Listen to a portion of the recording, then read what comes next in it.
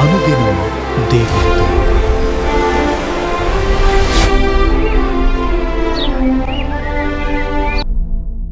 కొత్త వ్యక్తులకు వచ్చిన ఇంపార్టెన్స్ నచ్చలేదు కాబట్టి అతడు కూడా ఆమెకు ఏకమై, దేవుడు మాతో మాత్రం బలిగించలేదా? నువ్వు మాత్రమే సేవకుడివా? నిన్ను మాత్రమే సేవకు పిలిచినాడా?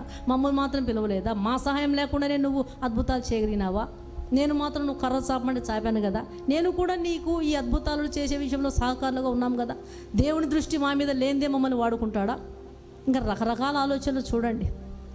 ఇలాంటి ఆలోచనలు దేవునికి నచ్చలేదు. ప్రార్థించింది, పాడింది, స్త్రీలను దేవుని వైపు ఆకర్షించింది, తమ్ముడి విషయంలో బాధ్యతగా ప్రవర్తించింది, దేవుని ఏర్పాట్లు, దేవుని సంకల్పంలో మంచిగా తన పాత్ర పోషించింది. కానీ ఆమెలో ఉన్నటువంటి అసూయ అనేది ఆమెను సనుగుడులోకి తీసుకొచ్చింది. ఈ పాపం అనేది ఆమె మీదికి దేవుని శిక్ష కుష్టుగా పంపించడం జరిగింది. కుష్టు వలన ఆమె 7 దినములు పాలెములో ఒక అనామకురాల్లాగా పడింది. పాపము శిక్ష చూడండి, జాగ్రత్త. దేవునికి వ్యతిరేకంగా మాట్లాడడం వలన దేవుడు తన శిక్ష వస్తుంది. అందుకొరకు ఏమంటున్నాడు? నాలుకను ఇష్టానుసారంగా వాడకూడదు. నీ దేహమునకు శిక్షకు లోపరుచినంత పని నీ నోటి వలన కలుగనీయకము. నోటితో మాట్లాడితే దేహానికి శిక్ష, అది అవసరమా? కాబట్టి నోటి మాటల విషయమై జాగ్రత్తగా ఉండాలి. దేవుడు పిలిపించినాడు, ఇమ్మీడియట్గా పిలిపించేసినాడు. ఈమెకు కుష్టి వచ్చింది, ఇమ్మీడియట్గా గుడారంలోకి వచ్చేసేయండి అన్నాడు. మోషే నా ఇల్లంతటిలో నమ్మకమైన వాడు, నా సేవకుడైన మోషేకు విరోధముగా మాట్లాడడానికి మీరెందుకు భయపడలేదు? మనిషికి ఏముండాలంటమ్మా? విరోధంగా మాట్లాడడానికి భయం రావాలి. సేవకులను తృణీకరించడం అంటే ఎవరిని తృణీకరించినట్లు? దేవుణ్ణి తృణీకరించినట్లు. ఎగ్జాంపుల్ మీకు చెప్తాను, చూసుకోండి. సమూయేలు, 1 సమూయేలు గ్రంథం 8వ అధ్యాయం 7వ వచనంలో దేవుడైన యెహోవా ప్రవక్త అయినటువంటి సమూయేలుతో ఈ మాట మాట్లాడుతున్నాడు.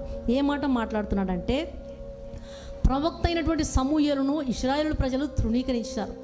మాకు నువ్వు వద్దు, మాకు రాజు కావాలి, మాకు రాజు కావాలి అని పోరాడుతూ ఉన్నారు ఇశ్రాయేలు ప్రజలు.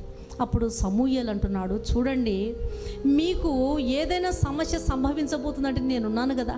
నేను దేవుడి దగ్గరికి ప్రార్థన చేసి వచ్చి సమస్యకు పరిష్కారం చెప్పడానికి నేనున్నాను కదా. లేదు లేదు, మాకు రాజు కావాలి అంటున్నారు. అప్పుడు పోయి దేవుని దగ్గర మొరపెడుతున్నాడు సమూయేలు, ప్రభువా వాళ్ళు రాజు కావాలంటున్నారు నాయన అంటే, సరే సమూయేలు నువ్వు వెళ్ళి రాజు కావాలని వాళ్ళు అంటున్నారు కాబట్టి రాజ్య పరిపాలనలో ప్రజలు ఎలాంటి కష్టం పొందుతారో, వాళ్ళు కేవలము జయము, యుద్ధములు, మా తరపున ఒక రాజు ఉంటాడు, ఆయన సలహా ప్రకారం మేము నడుస్తాము అనుకుంటున్నారు. కానీ దాని వలన కొంత నష్టం ఉంటుంది, కొంత కష్టం ఉంటుంది, అదేంటో వాళ్ళకు వివరించు అన్నాడు. అప్పుడు సమూయేలు వెళ్ళి, చూడండి, రాజు గనక మీకు రాజ్య పరిపాలన చేస్తుంటే మీ వారిని, మీ పిల్లల్ని చెలికత్తెలుగా పెట్టుకుంటాడు, మీ ఆడపిల్లల్ని వంటగత్తెలుగా పెట్టుకుంటాడు, మీ యవ్వనస్తులను అక్కడ కత్తులు తయారు చేయడానికి, యుద్ధములో ఆయుధాలు పదును చేయడానికి పెట్టుకుంటాడు, యుద్ధంలో కొంతమందిని సైనికులకు పెట్టుకుంటాడు, కొంతమందిని పొలం పనికి పెట్టుకుంటాడు, తనకు నచ్చిన పొలంలో మంచిది ఏదైనా కనపడితే తీసి ఇంట్లో పెట్టుకుంటాడు. అన్నీ చెప్తా ఉన్నప్పుడు, లేదు లేదు, మాకు ఖచ్చితంగా రాజు కావాల్సింది. నువ్వెన్న చెప్పు సమూయేలు, మాకు లేదు, మాకు రాజు కావాల్సింది. అందరికీ ఉన్నాడు రాజు, మాకే లేడు, మాకు రాజు కావాల్సింది అంటున్నారు. అప్పుడు సమూయేలు దేవుని దగ్గరకు వచ్చినాడు, తండ్రి వారు నన్ను తృణీకరిస్తున్నారు, వద్దంట, నేను వద్దంట, కాబట్టి రాజే కావాలంటున్నాడు అంటే, అప్పుడు దేవుడు ఏమంటున్నాడు చూడండి. సమూయేలు గ్రంథం 1 సమూయేలు 8వ అధ్యాయం 7వ వచనంలో, వారు నిన్ను విసర్జించలేదు కానీ తమ్మును ఏలకుండా నన్నే విసర్జించిరి. సేవకుని విసర్జిస్తున్నారంటే ఎవరిని విసర్జిస్తున్నట్లంట? దేవుణ్ణి విసర్జిస్తున్నట్లు. సేవకులను తృణీకరిస్తున్నావంటే దేవుణ్ణి తృణీకరిస్తున్నట్లు. సేవకులను నువ్వు తప్పులు పడుతున్నావంటే దేవుణ్ణే తప్పులు పడుతున్నట్లు ఇక్కడ అంటున్నాడు కదా దేవుడని యెహోవా అంటున్నాడు. ఎందుకు మీరు నా సేవకుడైన మోషేకు విరోధముగా మాట్లాడడానికి? ఆ భయము లేకుండా పోయిందే. మనిషికి భయం అవసరం. ఎప్పుడైతే ఒక మనిషికి భయముతో కూడిన భక్తి విడిచిపెట్టిపోతుందో అప్పుడు గర్వము, అహంకారం అనే దురాత్మలోనికి రావడానికి ప్రయత్నం చేస్తాయి. గర్వము, అహంకారము లోనికి ప్రవేశించినప్పుడు దానికి చూసి మనం చదువుకుంటున్నాం సామెతల గ్రంథంలో, నాశనమునకు ముందు గర్వం నడుచును, పడిపోవటకు ముందు అహంకారమైన మనస్సు నడుచును. 7 దినములు పాలెము వెలుపట ఒక పాలెములో కుష్ఠరోగగ్రస్తురాలుగా ఉండి చాలా ప్రయాణం అంతా ఆగిపోయింది. అప్పుడు సంఖ్యాకాండం 12వ అధ్యాయంలో చూడండి, సంఖ్యాకాండం 12:11-13 వచనాలలో మిర్యాము తన తప్పు ఒప్పుకుంది. అహరోను ఆమె పక్షముగా మోషేకు ప్రార్థన చేస్తున్నాడు. ఇక్కడ జాగ్రత్తగా వినండి. ఎవరికి ప్రార్థన చేస్తున్నాడు మోషే? దేవునికి ప్రార్థన చేయడం లేదు. నువ్వు డైరెక్ట్గా దేవునికి ప్రార్థన చేస్తే దేవుడు వినడుగా, ఆలకించలేడు. ఎందుకంటే నువ్వు సరి చేసుకునే విషయాలు చాలా ఉన్నాయి, నువ్వు సరిదిద్దుకోవాల్సిన విషయాలు చాలా ఉన్నాయి. నీ పక్షముగా ప్రార్థన చేయాల్సిన వ్యక్తి మోషే మాత్రమే. ఎక్కడ చేస్తున్నాడు? అయ్యో ప్రభువా, మేము అవివేకులం, పాపులమైన మేము చేసిన ఈ పాపమును మా మీద మోపవద్దు. తన తల్లి గర్భంలో నుండి పుట్టినప్పటికే సగము మాంసము క్షీణించిన శిశు శవము వలె ఆమెను ఉండనీయవద్దు తండ్రి అని మోషేతో మొరపెడుతున్నాడు. మళ్ళీ ఎవరు ప్రార్థన చేయాల్సి వచ్చింది? మోషే ప్రార్థన చేస్తూ ఉన్నాడు. ఎక్కడ మనం తప్పు చేసినామో అక్కడ మనం క్షమాపణ వేడాలి. ఎవరికి విరోధంగా మనం మాట్లాడుతున్నామో అక్కడ మనం క్షమాపణ వేడాలి. ఒకసారి పాస్టర్ రెవరెండ్ గారికి వ్యతిరేకంగా ఆలోచించినాడంట మన సహవాస నాయకుడు దానియేలు గారు. ఏంటి పాస్టర్ ఇలా ఉన్నాడు, అలా చెప్తున్నాడు, ఇలా చేస్తున్నాడు, ఎగతాళి, లోపల అపహాస్యపు మాటలు ఎన్నో సనిగినాడంట. దేవుడు అతనికి ప్రేరేపణ ఇస్తే వెళ్ళి మోకాళ్ళ మీద పాస్టర్ గారి దగ్గరికి వెళ్ళి, అయ్యా నేను మిమ్మల్ని గూర్చి ఇట్లు తలంచాను, క్షమాపణ కోరుతూ ఉన్నాడు. క్షమాపణ అనేది చాలా స్వస్థపరచబడడానికి క్షమాపణ అనేది, పశ్చాత్తాపం అనేది ఒక ఔషధంలాగా పనిచేస్తుంది. అనారోగ్యంతో ఉన్న వ్యక్తి బాగా కావాలంటే ఏం చేస్తారు? వెంటనే దేవుడా నన్ను క్షమించు తండ్రి, నేను ఎక్కడ తప్పు చేసినా ప్రభువా, ఎక్కడ తప్పు చేసినా నాయన తండ్రి నన్ను క్షమించు. తెలుసు ఎక్కడ తప్పు చేసినావు, అన్నీ తెలుసు మనుషులకు, కానీ మళ్ళీ అదొక వేస్తూ ఉంటాడు దేవుని దగ్గర, తండ్రి నేను ఎక్కడ తప్పు చేసిన ప్రభు నన్ను క్షమించు నాయన, ఈ బాధ నుంచి విడిపించయ్యా, ఈ అపాయం నుంచి విడిపించు తండ్రి అని ప్రార్థన చేస్తాం. అంటే ఎందుకు? కష్టకాలంలో దేవునికి మొరపెట్టాలని తెలుసు మనిషికి,